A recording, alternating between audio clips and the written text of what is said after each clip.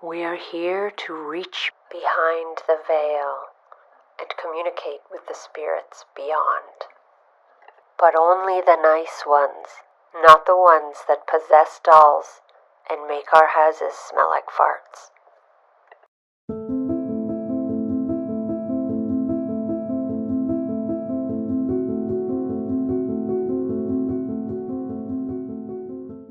Welcome back, mortal souls. Today we will be speaking with the undead, channeling the beyond to make some art for us. In episode 3 of Occultober, if you're not sure what Occultober is, there's a trailer linked in one of these corners. Or is it down here? In this box, there will be a trailer linked. You can see what it's all about. But if you've seen them before, welcome back. Today for episode 3, we are going to talk about Georgiana Houghton, who was a spiritualist artist. That's a bit of a mouthful. A spiritualist artist. I feel like I've had too much to drink. She was a spiritualist artist. That sounds like a lot of wine. She's possibly the very first abstract artist. Who knows? You might be familiar with Swedish artist Hilma af Klint, who was also a spiritual artist, but her beautiful abstract paintings came along after. Hilma was born in 1862, but we're talking Georgiana Houghton, who was born 1814. So maybe she's the first abstract artist in Europe. Let's get into Georgiana's origin story. She was born April 20th, 1814 in Las Palmas, Gran Canaria, which is the heart of the Canary Islands, just off the coast of Africa. The 7th of 12 kids. That's a lot of kids. The family moved to England when Georgiana was very young, and they called North London home. Kentish Town was where they lived. They did a lot of traveling. Her father was a wine and brandy merchant. Cheers. And so they did a lot of traveling. She did spend a lot of time back in Gran Canaria, but majority of her life was in England. There's not much known about her childhood or her younger years, except that she was trained as an artist, and it's believed that her education took place primarily in France. She was very close with her youngest sister, the baby of the family, Zilla, who was also an accomplished artist. The both of them were trained in art.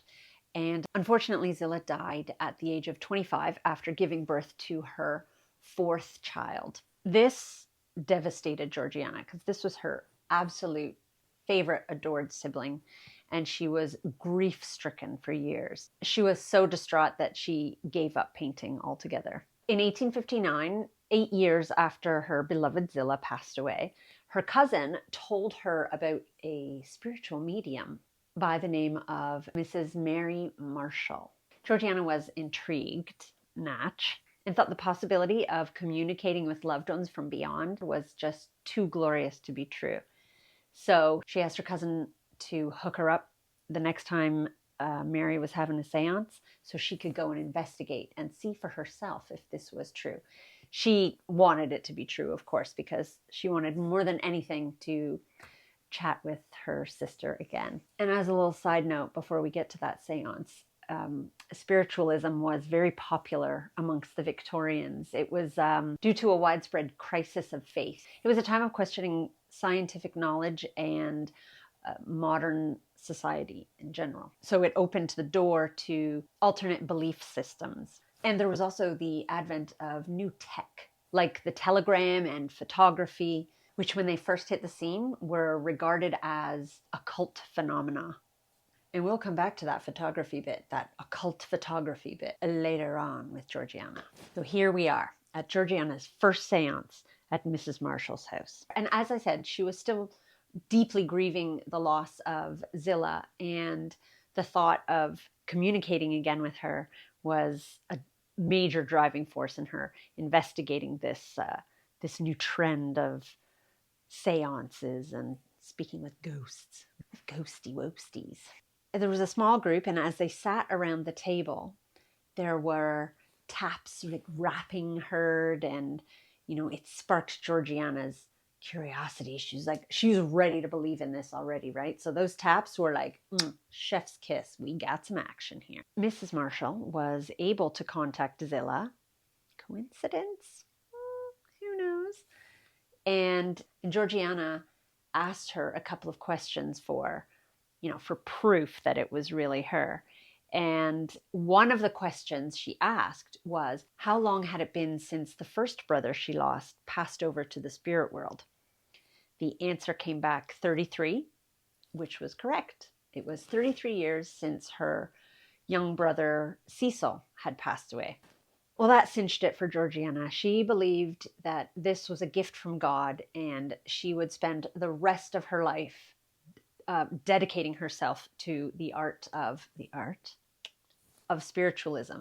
Not everyone who was drawn to this new spiritualism trend was religious. It attracted all sorts: atheists, secularists, free thinkers, and the like. But Georgiana believed that Christianity and spirituality were compatible. And in her words, what I have striven to prove is that spiritualism does not come in place of Christianity. For where would have been the gain in casting off that great joy and happiness only to receive something else in exchange? What I maintain is that it is bestowed as the crown to all previous knowledge. With this newfound passion and understanding that through perseverance she could achieve mediumship, she branched out on her own. For 3 months, she would sit with her mother at dusk every night with her hands on a little table. They would quietly chat about spiritual matters, and she would wait for a sign, wait for the table to move. Finally, on December 31st, Happy New Year, 1859, the table tipped. Table tipping is essentially just like the table does a little, like a little movement, or it doesn't like flip over or anything. It's just a little, whoa, did you feel that? So the table tipped, and she received a message that they should meet once a week. She doesn't have to sit there every day. Once a week on Sunday. And she was like, right on, okay. So she did that for over a year, every Sunday for over a year. And in January of 1861, she hit up another seance at Mary Marshall's pad. And it was then that she was advised to get a planchette. So Mary Marshall used to use a planchette. And I guess the spirit came through and said, girl, get yourself a planchette, and we're going to do this. We got a little business idea for you, G. I think the spirits probably called her G. So planchettes, French for little plank. I'm sure you've seen a planchette like in a Ouija board, right? It looks like a little heart or a spade. But they're used in the Victorian era. They were just used on their own as a way of communicating with the spirits through something called automatic writing, where they would receive a message from the spirit world, and it would kind of like power their hand, and just be like, oh, you go into this trance and start writing, or the planchette would do all this for you.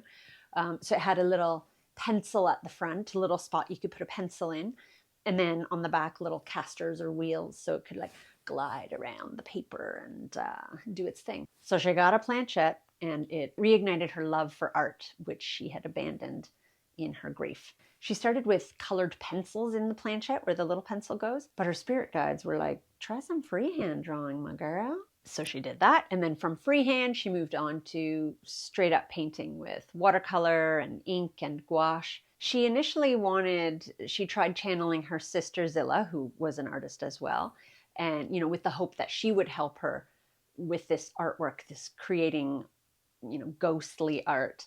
But her sister couldn't for some reason. I guess she was busy. So she asked her brother, Cecil. He couldn't do it either, but he had a buddy, I guess, another ghost, Angelo, known as Lenny. It's kind of funny to picture all this back in the Victorian era. Hey, I'm Angelo, but you can call me Lenny. Lenny was her guy.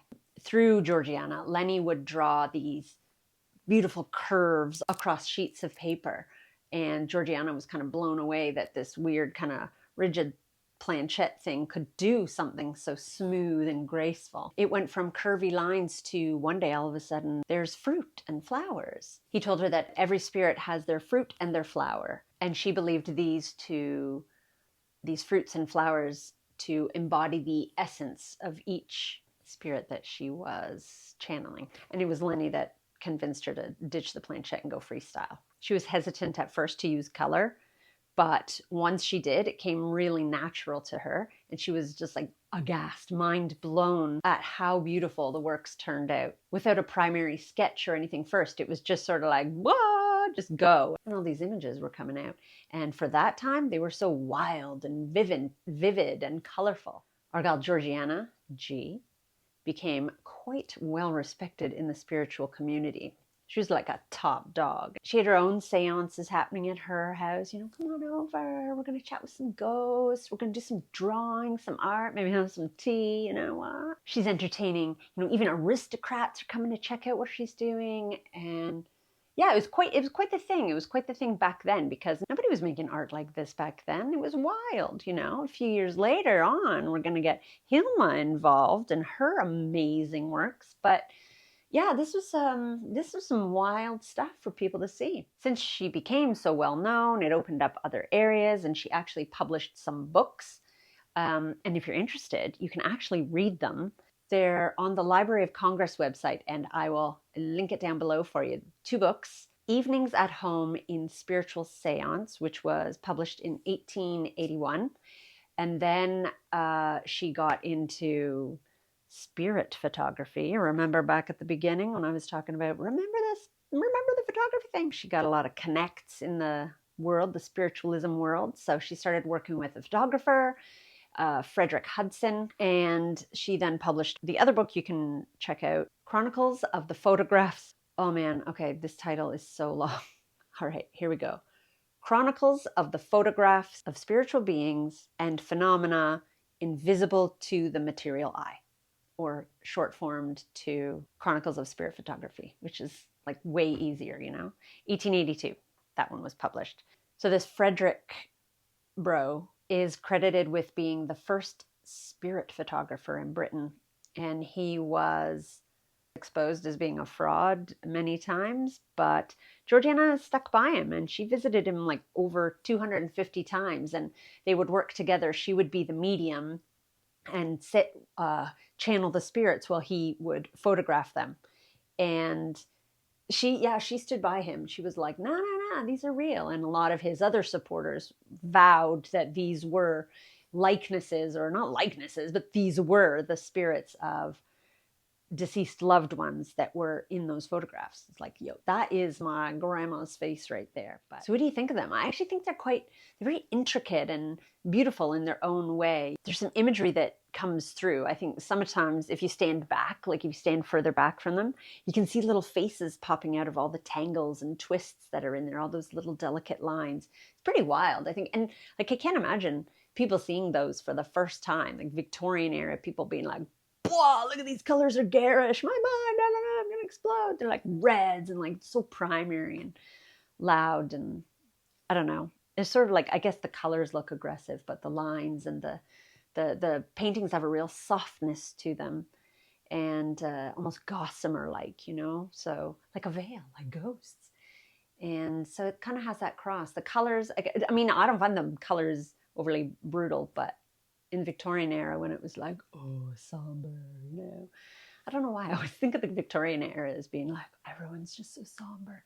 But if you do like her works, there is a website. You can actually buy some prints and cards. I think they have some cards on there too. And there's a book. It's like $100. It's an Australian website. It's the Victorian, not Victorian era, but Victoria in Australia.